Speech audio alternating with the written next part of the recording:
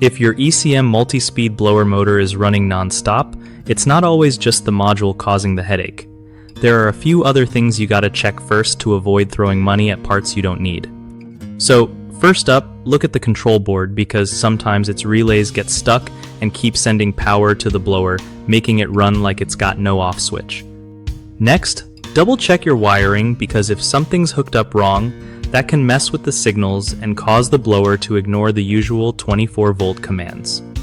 Also, it's smart to inspect the thermostat settings and wiring too, since they play a big role in telling the blower when to run or stop.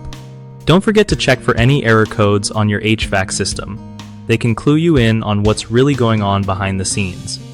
Another thing is making sure the blower motor capacitor isn't faulty because a bad capacitor can cause weird running issues. Sometimes, a dirty or blocked air filter can make the blower work overtime, so swap that out if it looks grimy.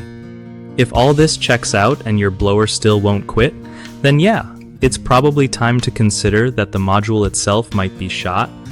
Just remember to always turn off power before poking around inside your unit. Safety first, you know? One of the biggest mistakes people make when troubleshooting ECM blower motors non-stop includes ignoring control board issues. Stuck relays are a common culprit, and fixing or replacing the board can save you from buying a new motor. Another problem is faulty or incorrect wiring connections. Make sure all wires are hooked up exactly right because bad wiring can trick your system into running the blower non-stop. Lastly, skipping simple checks like thermostat wiring or air filters leads to wasted time and cash. Keeping these basics in check helps spot problems fast and keeps your blower running smoothly.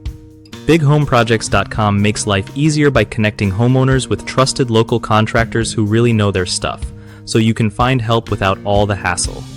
For contractors, it's a great way to get more work by reaching people who need their services right when they need them.